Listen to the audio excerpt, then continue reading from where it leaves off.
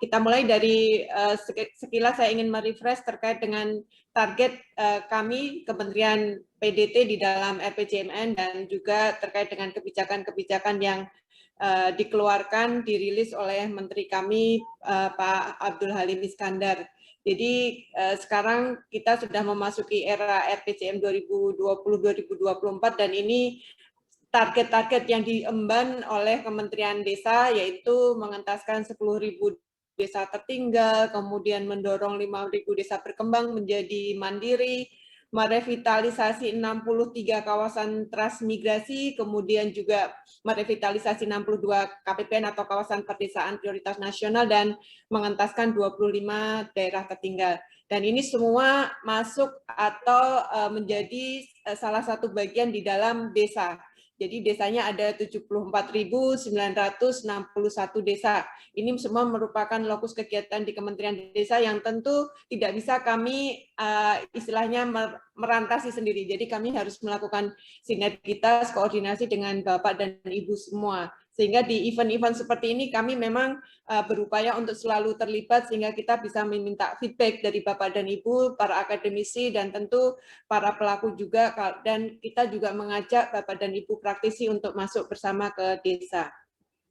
Dalam mengemban tugas ini, Pak Menteri memberikan kebijakan atau mengeluarkan kebijakan terkait dengan SDGs. Jadi ini tadi selaras sekali dengan apa yang disampaikan Ibu Eva, bahwa memang juga kami melokalkan tujuan 17 goals dari SDGs ke desa. Ditambah satu untuk mengadopsi kebijakan local wisdom yang ada di desa. Ini dilakukan karena memang kita ketahui bahwa masih banyak kelompok marginal yang berada di pedesaan, kemudian juga dengan adanya SDGs ini kita benar-benar berharap secara komprehensif nanti bisa membangun desa. Kemudian juga kita memastikan bahwa semua masyarakat berpartisipasi dan menjadi pelaku dalam pembangunan di desa. Jadi istilahnya no one left behind untuk pembangunan di desa dan perdesaan.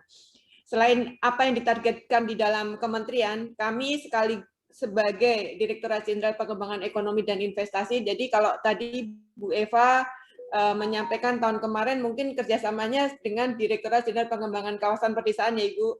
Nah sekarang kita sudah struktur organisasinya sudah melakukan revitalisasi kita istilahnya juga. Jadi restrukturisasi untuk organisasi ini dari 6 Direktorat Jenderal di tahun kemarin, mulai tahun ini kita hanya 4 Direktorat Jenderal, yaitu Direktorat Jenderal Pembangunan Desa dan Pedesaan, kemudian Direktorat Jenderal Pengembangan Ekonomi dan Investasi Desa, kemudian Direktorat Jenderal Pembangunan Kawasan Transmigrasi, dan Direktorat Jenderal Pengembangan Daerah Tertinggal.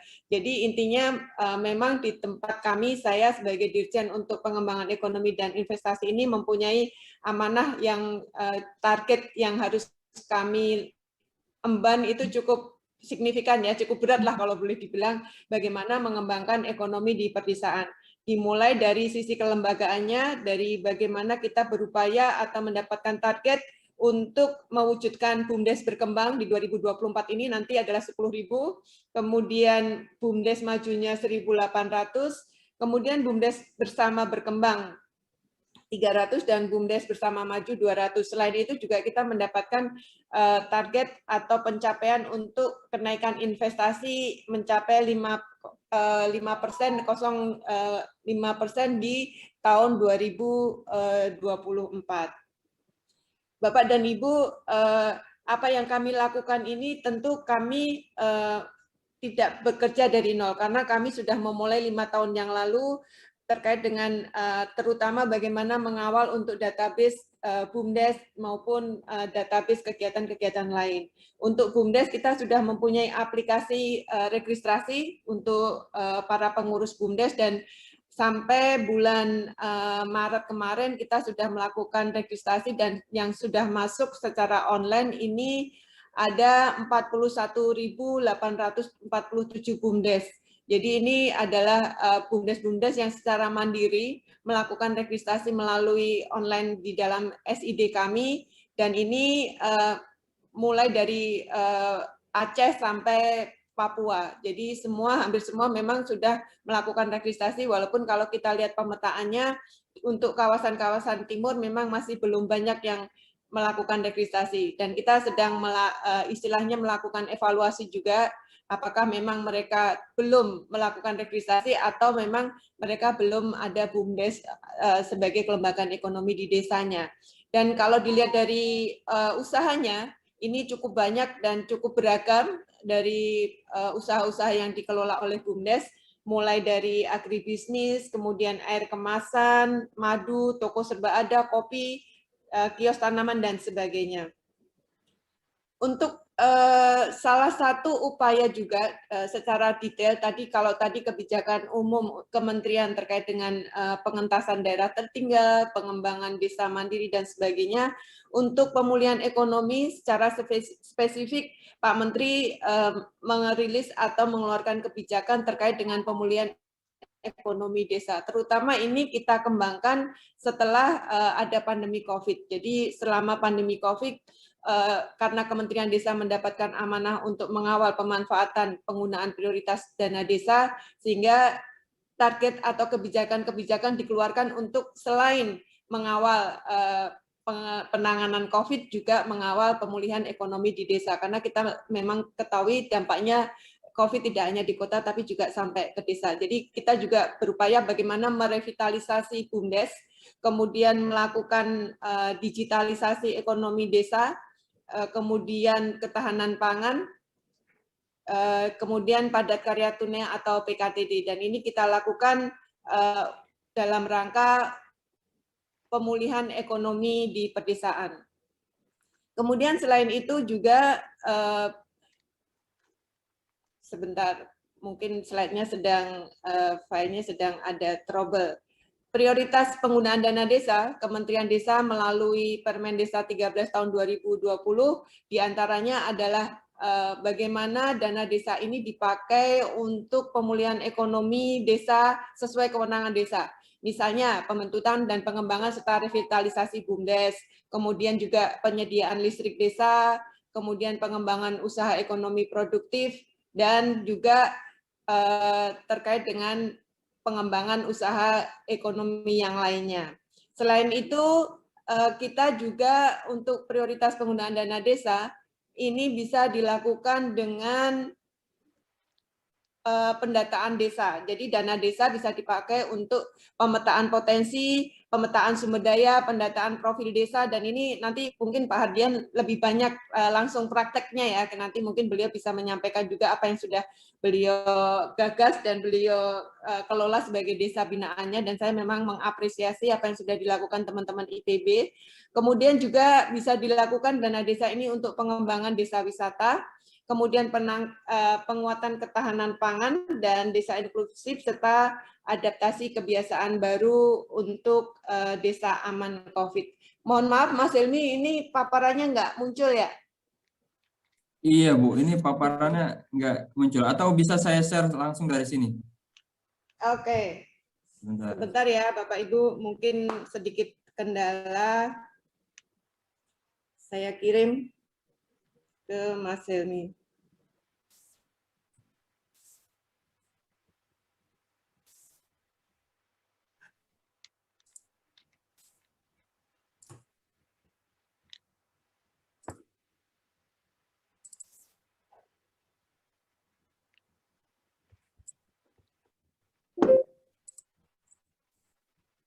Oke.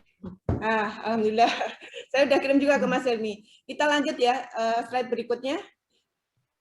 Kita lanjut. Nggak bisa juga ya? Oh bisa. Okay. Sudah bisa. Bergeser slide. Oke. Nah, oke. Nah, kemudian bagaimana kebijakan kami untuk menguatkan kelembagaan ekonomi di desa atau BUMDes ini, terutama kami melakukan proses pendampingan ini bisa melalui teman-teman para akademisi. Kami ada Pertides, Perguruan Tinggi untuk Desa, dan salah satunya adalah IPB juga terlibat di dalamnya. Kemudian juga kita ada dukungan permodalan, walaupun mungkin memang tidak besar, dan ini memang kami ada constraint terkait dengan modal usaha. Jadi kami berharap BUMDes bisa mandiri melalui dana desanya maupun dari upaya-upaya lain yang memang secara regulasi diperbolehkan. Dengan kita juga melakukan koordinasi dengan stakeholder terkait, baik itu BUMN, swasta, dan mengawal pembangunan atau meningkatkan upaya pengembangan BUMDes. Kemudian tentu faktor koordinasi ini yang tidak luput kami lakukan, mulai dari lembaga, akademisi, kemudian provinsi, dan juga di kabupaten dengan pengurus, aparat, dan sebagainya. Kemudian kalau kita melihat dari peluang kegiatan usaha, tadi sudah ada di dalam pemetaan yang di atas, memang beberapa peluang kegiatan unit usaha di BUMDes ini cukup banyak ya, dan cukup beragam, mulai dari pengelolaan sumber daya alam sampai kepada perantaraan barang jasa, listrik, dan sebagainya. Beberapa contoh yang sudah berkembang, BUMDes yang sudah berkembang di dalam perekonomian desa, mengawal perekonomian desa, dimulai dari sebagai penyumbang kontribusi PADES yang besar. Ini sudah kita, ini hanya salah satu contoh ya, karena memang sudah cukup banyak, walaupun memang belum banyak sekali yang seperti ini, tapi paling tidak ada beberapa, sudah banyak juga BUMDes yang mempunyai kontribusi di dalam perekonomian pembangunan di desa, yaitu sebagai penyumbang kontribusi PADES. Ini salah satu contohnya adalah BUMDes Sekapuk, Desa Sukorejo, Sidayu, Gresik. Ini berdiri 2009, kemudian profitnya itu 2020 mencapai 4 miliar dan sebesar 1,5 miliarnya masuk PADES. Artinya ini termasuk sebagai upaya pengembangan pembangunan dan pengembangan ekonomi di desa. Kemudian BUMDes juga sebagai konsolidator produk desa.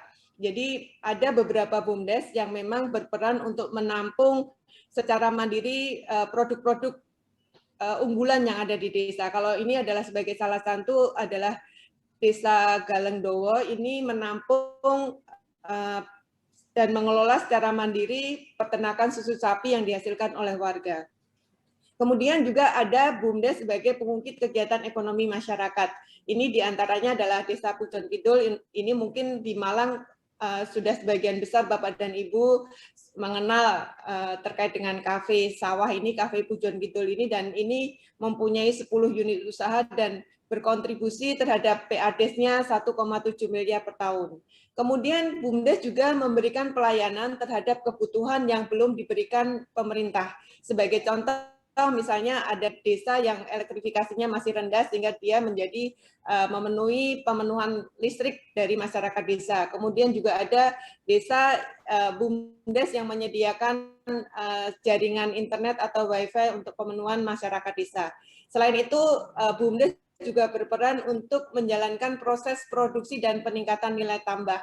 Ini misalnya terkait dengan tanaman kulit manis cinnamon, ini juga salah satunya di Kerinci, ini juga dalam pengembangan BUMDes, dikelola oleh BUMDes. Apa yang saya sampaikan ini sebelum Undang-Undang Ciptaker muncul atau dirilis, artinya memang BUMDes sudah menjadi penggerak ekonomi di pedesaan. Kemudian ketika Undang-Undang Ciptaker 11 tahun 2020 dirilis, kami berharap bahwa nantinya BUMDes akan lebih berkembang, akan lebih maju. Karena di dalam undang-undang ini terkait bagaimana BUMDes ini mempunyai entitas sebagai badan hukum.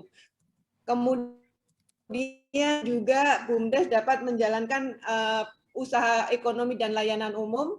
Kemudian BUMDes merupakan mengedepankan asas kekeluargaan dan kegotong royongan. Artinya memang BUMDes ini berperan tidak hanya sebagai profit oriented saja, tapi juga bagaimana berusaha menyatukan masyarakat di desa, dan BUMDes juga bisa membentuk usaha berbadan hukum. Kemudian selanjutnya kalau lebih detail lagi di dalam pasal 117 Undang-Undang Ciptaker ini disebutkan atau dijelaskan bahwa BUMDes dibentuk oleh pemerintah desa untuk mendayagunakan segala potensi ekonomi, kelembagaan perekonomian, serta potensi sumber daya alam dan sumber daya manusia dalam rangka meningkatkan masyarakat. Ini didetailkan di dalam PP pasal 117 PP Undang-Undang 11, kemudian turunannya adalah di PP 11 tahun 2021 tentang BUMDes, bagaimana BUMDes itu dikembangkan, modal usaha dan sebagainya ada di situ, dan lebih detail lagi sudah keluar peraturan Menteri Desa nomor 3 terkait dengan bagaimana mendaftarkan BUMDes untuk mempunyai sertifikasi hukum. Kemudian yang berita menggembirakan selanjutnya adalah bahwa dengan masuknya BUMDes di dalam Undang-Undang 11 Ciptaker yang mempunyai kekuatan hukum, PP turunannya sudah banyak mengakomodir BUMDes sebagai pengelola. Artinya BUMDes ini sudah mempunyai kekuatan yang cukup signifikan, mulai dari di sini PP nomor 5 tahun 2021 tentang penyelenggaraan perizinan berusaha berbasis risiko. Di situ BUMDes diberikan kewenangan untuk menggunakan sumber daya air, pemanfaatan sumber daya air. Kemudian juga BUMDes diberi izin untuk pemanfaatan bagian-bagian jalan non-tol maupun tol. Kemudian di PP nomor 19 tahun 2021, BUMDes juga mempunyai fungsi sebagai atau bisa menjadi pengelola objek pembangunan untuk kepentingan umum dan proyek strategis nasional. Kemudian PP nomor 23 tentang penyelenggaraan kehutanan, di sini juga bagaimana BUMDes diberi izin untuk berusaha dalam pengelolaan hasil hutan dan sebagainya. Kemudian di bidang perdagangan, ini juga BUMDes bisa menjadi pengelola pasar desa, dan di bidang penyelenggaraan lalu lintas dan angkutan jalan, bahkan ini juga bisa melaksanakan penyelenggaraan atau pengelola terminal. Artinya BUMDes sebenarnya sudah mempunyai ruang gerak yang cukup besar untuk mengembangkan skala ekonomi dan mengembangkan skala manajemennya. Tetapi pertanyaan kita sekarang, apakah BUMDes tersebut sanggup? Nah, itu pertanyaan yang nantinya kami berharap teman-teman baik semua, tidak hanya kami, para akademisi, kemudian juga teman-teman pengurus BUMDes, aparat desa, kemudian pemerintah kabupaten provinsi, kita sama-sama bagaimana membuat masyarakat atau pengelola BUMDes sanggup untuk menggapai tantangan yang sudah ada di depan mata. Jadi memang cukup banyak tantangannya. Berikut kami coba memberikan contoh-contoh BUMDes dan kegiatan kementerian yang sudah kami lakukan. Walaupun nanti juga Pak Hadian tentu akan lebih banyak secara detail apa yang sudah beliau kerjakan. Yang pertama terkait dengan salah satunya profil BUMDes di Gunung Kidul ini mengelola pariwisata, dan ini omsetnya sampai tahun 2020 kemarin sudah mencapai 12 miliar. Tetapi memang masa pandemik ini sangat berpengaruh sekali. Kemudian ada lagi profil BUMDes Niagara, ini di Kabupaten Bandung, ini juga sudah cukup banyak mempunyai kontribusi ke PADES-nya, sudah hampir 750 juta ke PADES. Kemudian bidang usahanya adalah pengelolaan pasar desa, koperasi simpan pinjam, dan jual beli kerajinan. Kemudian bisa next slide, Mbak. Profil BUMDes bersama Singosari. Jadi kalau BUMDes itu ada di satu desa, BUMDes bersama ini adalah kerjasama antar desa. Ini di Malang, ini sudah mempunyai beberapa unit usaha dan juga mempunyai omset yang sudah cukup besar. Kemudian berikutnya profil BUMDes bersama Pancamandala Tasikmalaya. Ini adalah mengembangkan lini usahanya adalah terkait dengan pengembangan IT. Bagaimana mereka melayani kebutuhan internet di masyarakat desanya, dan ini sudah bekerja sama dengan banyak mitra pembangunan. Kemudian contoh kemitraan yang berikutnya yang mungkin ini bisa menjadi salah satu upaya kita bersama adalah untuk menggait CSR dari perusahaan atau swasta. Di salah satu contohnya adalah dengan Vale Indonesia, ini di Luhut Timur. Dia memulai atau kemitraannya dimulai dari bagaimana proses pemetaan potensi dari masing-masing desa. Jadi desa mereka fasilitasi untuk membentuk kawasan sesuai dengan tersebut, kemudian dikembangkan dari hulu sampai hilir, dan dari sisi pemasarannya mereka membuka semacam koperasi untuk karyawan yang di dalamnya diwajibkan dalam petik karena karyawan akan mendapatkan voucher yang cukup besar apabila membeli produk-produk dari masyarakat, hasil produk unggulan atau pembuatan dari masyarakat di kawasan tersebut. Kemudian juga kemitraan dengan pupuk Kaltim ini juga dilakukan mulai dari hulu ke hilir, dan kita sementara ini kita lakukan di 4 lokasi melalui Agro Solution Holistic Approach. Ini dilakukan untuk pembangunan kemitraannya. Selain itu dengan PT Astra kita juga sudah melakukan kerjasama dan ini sudah tersebar di 645 DSA di 125 kabupaten di 34